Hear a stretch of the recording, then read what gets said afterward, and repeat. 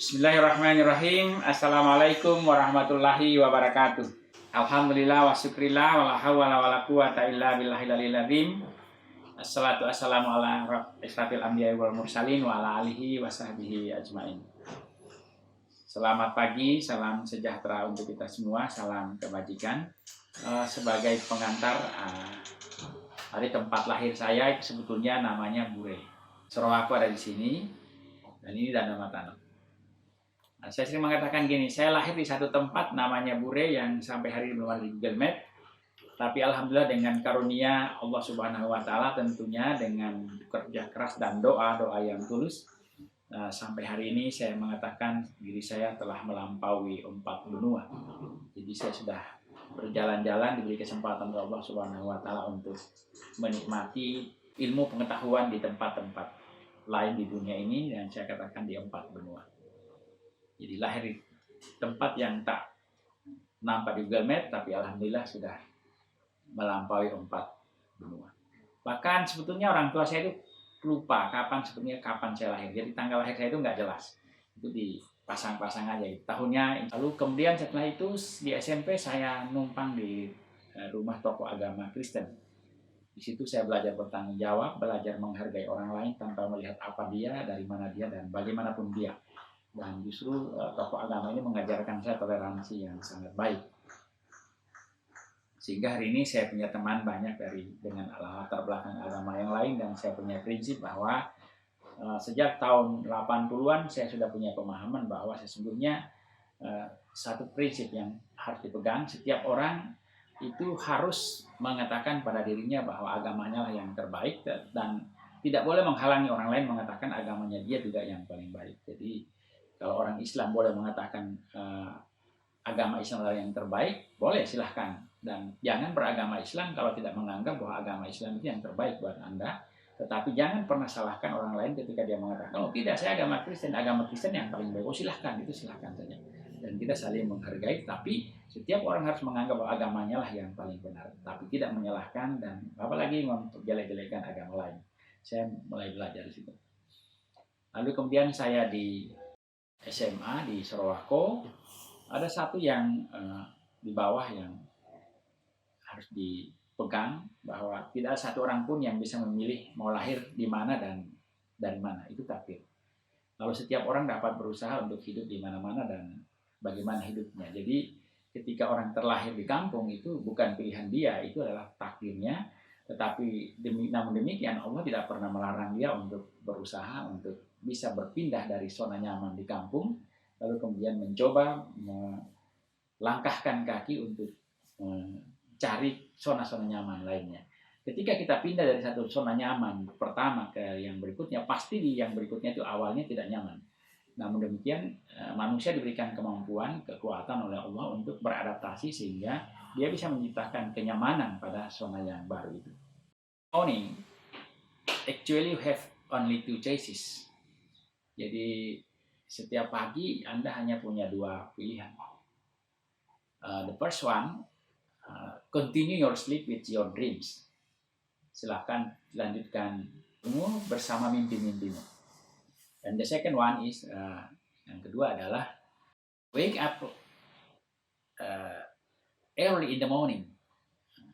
Bangunlah cepat di pagi hari and then chase your dreams. Lalu kemudian kejar mimpi-mimpimu. Bahkan orang lain berkata bahwa dreams, mimpi-mimpi itu is one of important thing. Mimpi-mimpi itu adalah satu yang penting dalam kehidupan ini.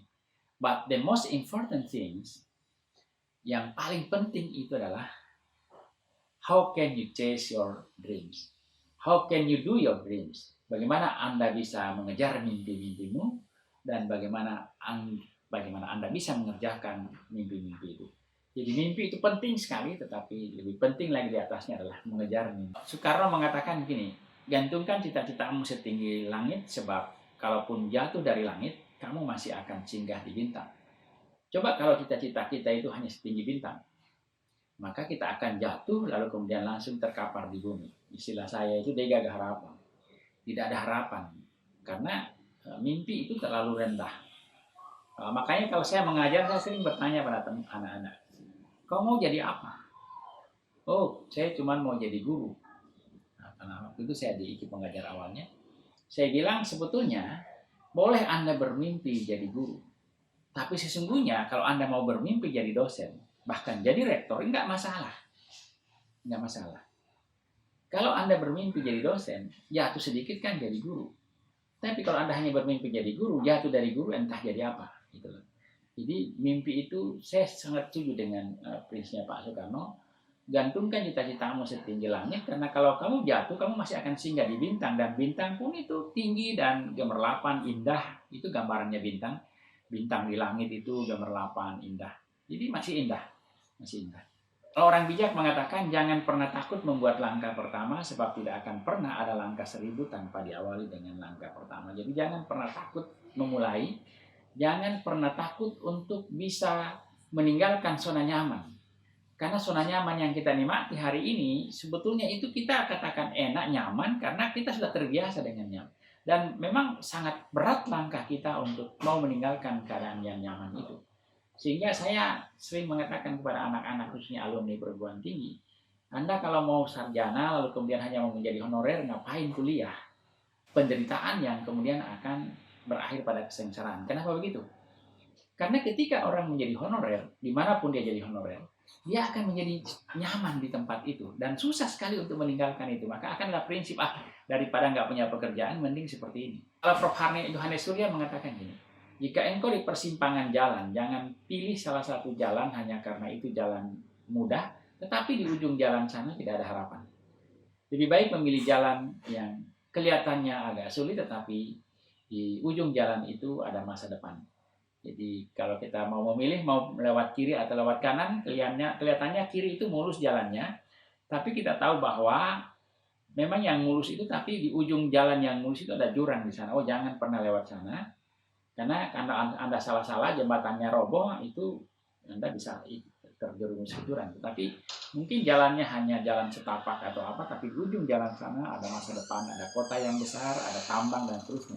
Lebih baik pilih yang sulit, tetapi di ujung jalan itu ada masa depan. Apa yang Anda alami hari ini adalah dampak dari pemikiran Anda kemarin. Apa yang Anda akan alami besok itu adalah apa yang Anda pikirkan hari ini. Apapun jadinya kita hari ini, percayalah bahwa itu karena pernah kita pikirkan kemarin.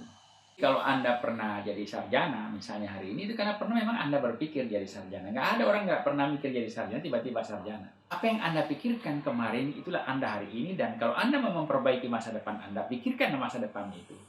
Makanya saya sering mengatakan bahwa mimpi itu memang harus besar, harus tinggi. Apalagi mimpi itu tidak berbayar, dia gratis. Lalu kalau begitu, kenapa takut dan ragu bermimpi yang tinggi, yang indah-indah? Padahal mimpi itu sendiri tidak berbayar. Dan mimpi itu akan menjadi spirit, akan menjadi motivator dalam kehidupan kita yang berusaha untuk mengejar mimpi. Karena tadi itu, the second point, the second choice adalah wake up early in the morning and then chase your dreams. Bangun cepat di pagi hari lalu kemudian kejar mimpi. Pikiran yang sedang Anda bayangkan saat ini itu sedang menciptakan kehidupan Anda di masa depan. Termasuk menghadiri pertemuan ini, mudah-mudahan ini menjadi salah satu cara bagaimana Anda merancang masa depan. Anda berpikir bisa atau tidak bisa, dua-duanya akan benar. Bila Anda berpikir bisa, insya Allah Anda akan bisa. Tetapi bila Anda berpikir tidak bisa, insya Allah juga Anda tidak akan bisa. Jadi sebetulnya it is very depend with your mind.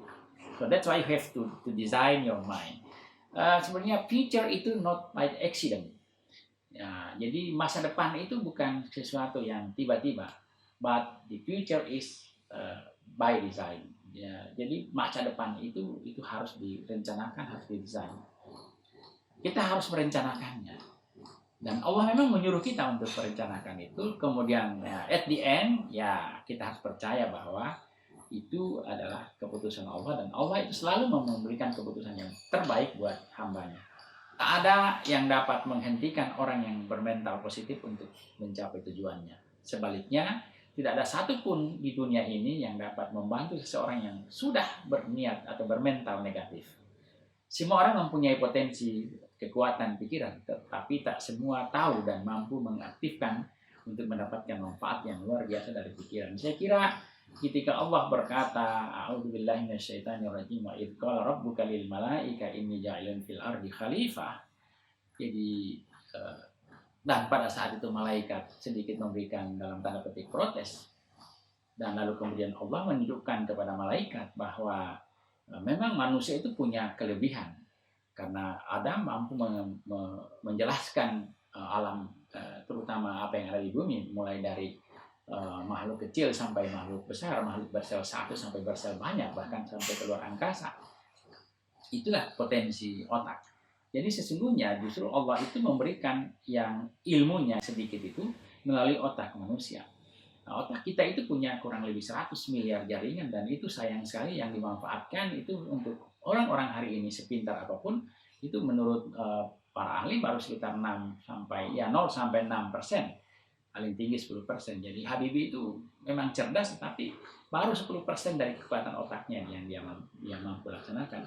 Jadi artinya sebetulnya bisa dibayangkan bagaimana cerdasnya Nabi Adam alaihissalam ketika dia diberikan rahmat untuk kemudian mampu menggunakan otaknya. Tapi yang jelas bahwa ada potensi, ada karunia yang besar sekali bagi seorang manusia, yaitu potensi pikir. Potensi pikir ini menjadi kelebihan dia, menjadi manusia yang terbaik dari makhluk-makhluk yang lain, tetapi kemudian juga memang dia akan, karena potensi pikirnya lah yang kemudian menyebabkan dia lebih hina daripada binatang sekalipun. Jadi sebetulnya potensi pikir adalah sesuatu potensi yang dimiliki oleh manusia yang harusnya dia optimalkan pemanfaatannya. Ini memang tadi buku saya seperti itu, novel Jasruddin Daud Melago, Menaklukkan Nasib. Ini cerita kehidupan saya, tapi ditulis dalam bentuk novel sehingga dibacanya itu cukup menarik. Tapi sebetulnya itu adalah kisah nyata. Dalam buku saya mengatakan begini, Allah atau Tuhan itu merahasiakan garis tangan atau nasib seseorang agar seluruh hambanya, seluruh manusia itu berusaha untuk mencari garis tangannya dari waktu ke waktu. Tapi sangat disayangkan memang banyak di antara kita bahwa ada hamba yang terlalu cepat menyalahkan nasib daripada bekerja keras. Padahal tak satu pun hamba yang tahu nasibnya. Jadi ketika seorang mengatakan ini nasibku, saya sering bertanya, apakah Tuhan itu pernah nelpon kepada Anda, wahai fulan, itulah nasibmu? Oh, enggak pernah, Tuhan enggak pernah begitu. Jadi sebetulnya ya hati-hati kita.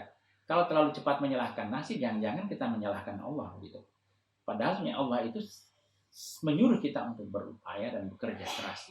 Jadi kalau ada orang yang tidak lulus ujian, sebetulnya jangan langsung mengatakan, ya kenapa ini sudah nasibku. Enggak, mestinya berkatakan, saya ini belum cukup belajarnya sehingga saya tidak lulus. Karena Allah tidak pernah menginginkan hambanya itu gagal dalam kehidupannya. Tapi hambanya diberi pilihan. Anda mau lulus ya kerja keras. Kalau tidak kerja keras ya Anda tidak lulus. Ketika Anda tidak kerja keras dan tidak lulus ya jangan salahkan Tuhan. Sahabat, percayalah bahwa tugas kita semua hanya mencari garis tangan dan jangan pernah menjustifikasi nasibnya sendiri, sebab itu hak mutlak dari Allah Subhanahu wa taala. Allah lah yang mengatakan itu nasibmu, tapi hanya Allah yang tahu itu. Kita tidak pernah tahu.